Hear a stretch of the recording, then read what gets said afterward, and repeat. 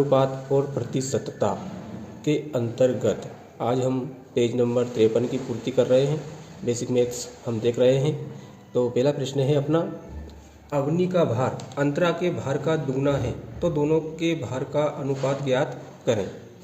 तो देखो, अवनी का भार अंतरा के भार का दुगना है, इसमें मानना पड़ेगा, माना कि अंतरा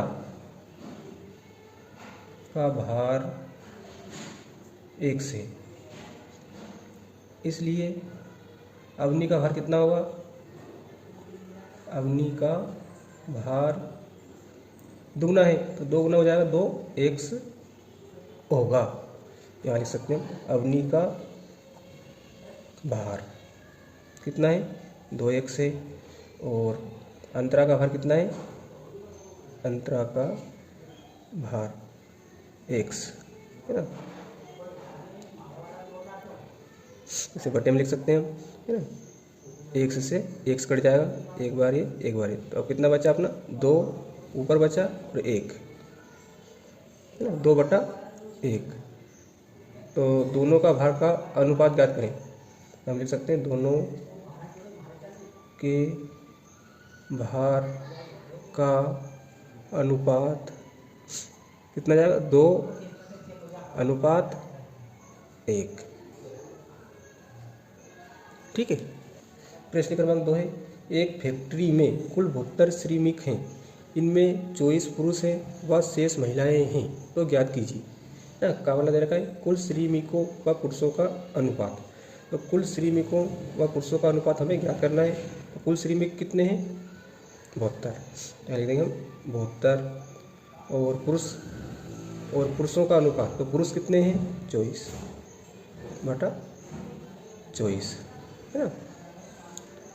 तो इनको काट देंगे, देखो 24 से कट रहे हैं, 24 से कम 24, 24 3 72, कितने हुए अपने, 3/1। तो कुल श्रमिकों व पुरुषों का अनुपात कितना होगा, 3/1, उत्तर हो जाएगा। खवाला है, महिला व पुरुषों का अनुपात ज्ञात करना है। तो इसमें महिला कितनी है, देखो 72 श्रमिक हैं और 24 पुरुष हैं, शेष क्या है, महिला है। तो 72 में से हम महिला की संख्या ज्ञात करेंगे, तो महिला की संख्या है ना, 72 है टोटल, जिसमें से पुरुष कितने, 24, तो इनको घटा देंगे तो महिला की संख्या आ जाएगी, है ना। 2 में से 4 नहीं घटते, इसलिए 2 को मानेंगे 12, 12 में से 4 गए तो 8 बचे, है ना, ये 6 हो जाएगा, 6 में से 2 गए तो 4 बचे, तो महिला कितनी आ गई, 48। ठीक है। महिला कितनी थी, 48 बटा पुरुषों का अनुपात, तो पुरुष कितने हैं, 24, यानी देखेंगे हम 24।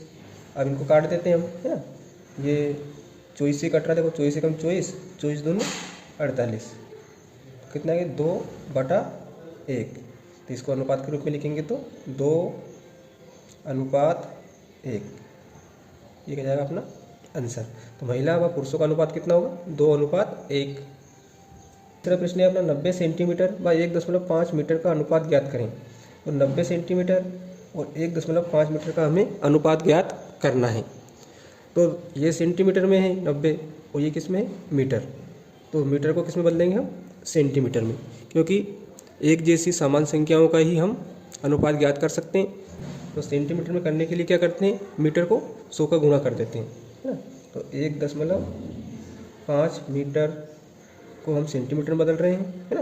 1.5 गुणा 100, तो किस में बदल जाएगा, सेंटीमीटर में। 100 का गुणा 500 में करेंगे तो 100 पंजे 500, 500 में से अपन 0 लगा देंगे, हासिल आए 50। फिर 100 का गुणा 1 में करेंगे, 100 एकम 100 और 50 हासिल के कितने आएंगे, 150, तो कितने आ गए, 1500। लेकिन एक संख्या बाद दशमलव लगाना है हमें, ना, 5 के बाद एक संख्या बाद, तो इधर भी एक संख्या बाद दशमलव लगा देंगे तो कितने जाएंगे, 150 सेंटीमीटर। देखो 90 बटा कितने, 150, है, दोनों सेंटीमीटर में। अब इनको काट देते हैं, देखो 1 शून्य से 1 शून्य कट रही है, कितने बच्चे, 9/15। ये भी कट रही है 3 से, 3 तिया 9, 3 तिया 9, 3 पंजे 15, तो 3/5 आ जाएगा। है ना। अब इसको अनुपात के रूप में लिखेंगे तो क्या जाएंगे 3:5। तो 90 सेंटीमीटर व 1.5 मीटर का अनुपात क्या होगा 3.5, ये उत्तर आ जाएगा अपना। इसको हम इस तरह से लिख भी सकते हैं, है ना। 90 सेंटीमीटर व 1.5 मीटर का अनुपात 3:5 होगा। ठीक है।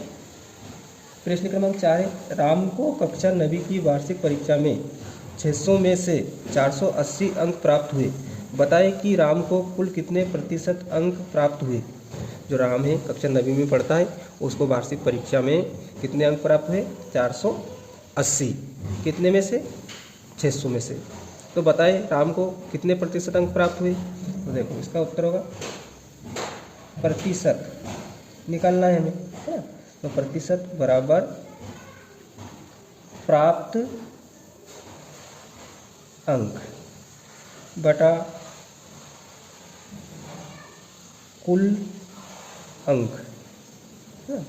उसके बाद में इसमें गुणा कर देते हैं कितने का 100 का प्रतिशत। तो प्रतिशत निकालने का सूत्र है, अगर वार्षिक परीक्षा में आपको जो अंक आए हैं उनका प्रतिशत निकालना है तो आप इस सूत्र से निकाल सकते हैं। जैसे हम निकाल ही रहे हैं, तो बराबर प्राप्त अंक मतलब कितने प्राप्त हुए, तो 480 अंक प्राप्त हुए, तो उसे यहाँ लिख देंगे 480 बटा कितने में से हुए थे, कुल अंक 600 हैं, तो कुल अंक लिख देंगे हम 600, गुणा प्रतिशत निकालना है हमें, तो गुणा करके 100 का गुणा करते हैं प्रतिशत। अब देखो एक शून्य से एक शून्य कट गई, दूसरे शून्य से दूसरी शून्य कट गई। अब अपना क्या बचा ऊपर, है ना, 1 गुणा 480, तो 480 जाएंगे, है ना। 1 का गुणा 480 में करेंगे, बटे में क्या बचा 6। अब 448 में हम 6 का भाग दे देंगे, तो 6 का भाग अगर हम देंगे तो कितना आएगा 6 8 48, ठीक है। और 0 की 0 0, हाँ इसे काट भी सकते हैं हम, 6 कम 6 6 8 48 और 0 की 0 0, फिर भी 80 आएगा ना, तो 80%। बताइए कि राम को कुल कितने प्रतिशत अंक प्राप्त हुए। कितने प्रतिशत अंक प्राप्त हुए उसे 80%। क्या लिख देंगे हम, अतः राम को 80% अंक प्राप्त हुए। आप भी अपनी मार्कशीट को देखकर इस प्रकार प्रतिशत निकाल सकते हैं, है ना। प्रतिशत में क्या करना पड़ता है कि प्राप्त अंक, जितने अंक प्राप्त हुए हैं वो सबसे पहले लिखने होते हैं, उसके बाद कितने में से हुए, जैसे 600 में से हुए थे, इसमें 600 लिख दिया था, 480 बटा 600, फिर गुणा 100 कर दो और उसको काट पीट कर उसका प्रतिशत आ जाता है ना। प्रश्न क्रमांक 5 है अपना, श्याम के पास कुल 200 आम थे, उसमें से 80 आम मोहन को दिए तथा शेष आम उसने सोहन को दे दिए। बताइए उसने सोहन को कितने प्रतिशत आम दिए, ना। तो सोहन को कितने प्रतिशत आम दिए यह हमें याद करना है। तो श्याम के पास कुल आम कितने थे 200, ठीक है। उसमें से 80 आम मोहन को दिए, तो शेष आम उसने सोहन को दिए। तो हम सोहन को आम दिए ना, सोहन को कितने आम दिए, देखो 200 में से ना कितने घटा देंगे हम 80, तो 200 में से 80 गए तो कितने बचेंगे 120। तो शेष आम सोहन को दिए, है ना। देखो टोटल 200 थे, 200 में से 80 तो मोहन को दे दिए, तो बचेंगे कितने 120। तो 120 मतलब शेष आम, तो शेष आम उसने सोहन को दिए, तो सोहन को आम कितने दिए 120 आम, है ना।